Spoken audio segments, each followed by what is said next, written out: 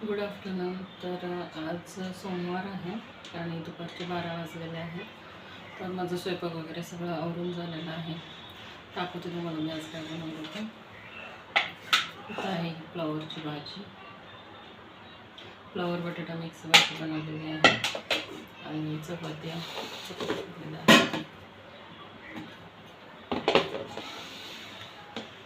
आता जरा दुपारच्या जेवणासाठी मी चटणी बनवते.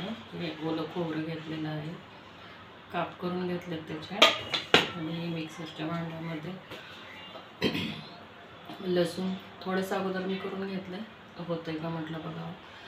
लसणाच्या 4-5 पाकळ्या घेतलेल्या आहेत आणि हिरवी मिरची वगैरे घेतलेली आहे, जिरं टाकलं थोडंसं आणि आता हे मिक्सरला बारीक करून घेणार आहे आणि थोडंसं तेल घालून नुसतं परतून घेणार आहे. तर आजच्या जेवणामध्ये हेच साधं आणि सिंपल बनवलेलं होतं. 2-3 दिवस व्हिडिओ नाही मी टाकलेला, कारण इथं जरा लाईटचा वगैरे प्रॉब्लेम होता आणि एक केलेला मी, तो पण अपलोड व्हायला खूप वेळ लागलेला होता. तर आजचा सकाळचा मेनू हाच होता, फ्लॉवर बटाट्याची भाजी आणि थोडी चटणी बनवणार आहे आता दुपारच्या जेवणात आणि चपात्या. तर दाखवते मी नंतर आता दिवसभराचं काय रुटीन असेल ते दुपारनंतरचं. तर आत्ता मात्र माझं सगळ्या गोष्टी आवरून झालेल्या आहेत. देवपूजा बाकी सगळं आवरून झालेलं आहे, भांडी वगैरे पाणी सगळं आवरले. फक्त आता जेवण राहिलेलं होतं, म्हटलं मग माझ्या लक्षात आली चटणी बनवावी, आत्ता म्हणून मी बनवायला घेतलेली आहे. तर अगदी साधी सिंपल रेसिपी आहे. हे ओलं खोबरं मी धुवून घेतलं, स्वच्छ बारीक काप करून घेतलं आणि हिरवी मिरची, जिरं आणि थोडं लसूण घालून मिक्सरला फक्त बारीक करून घेणार आणि परतणार आहे. तुम्ही पण करून बघा आणि कशी वाटली रेसिपी ते पण सांगा मला. हे पहा अशी बनलेली आहे चटणी. म्हणजे ही म्हणजे कोरडी झाली. आपण जर इडलीसाठी वगैरे बनवतो ना, तर यात पाणी घातलं, थोडे शेंगदाणे घातले तर ती इडलीची चटणी होते. पण ही अशी पण केली जाते आणि ही 2-3 दिवस राहू शकते. आपण फ्रीजमध्ये ठेवली तरी, आणि वरती पण अशी राहते, 2 दिवस राहू शकते.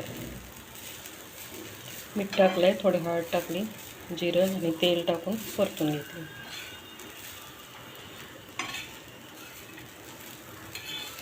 इडलीची ते डोस्याची चटणी सेम हीच प्रोसेस आहे, फक्त त्यात थोडं पाणी किंवा दही टाकायचं आणि मिक्सरला वाटून घ्यायचं.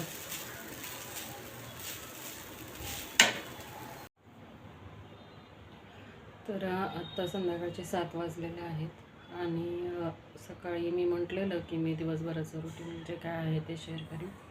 तर दुपारी जेवण वगैरे झाल्याच्यानंतर मग मी थोडं रेस्ट घेतली आणि त्याच्यानंतर मग थोडं घरातले काही किरकोळ कामं होती, कपडे वगैरे आवरणं ते केलं.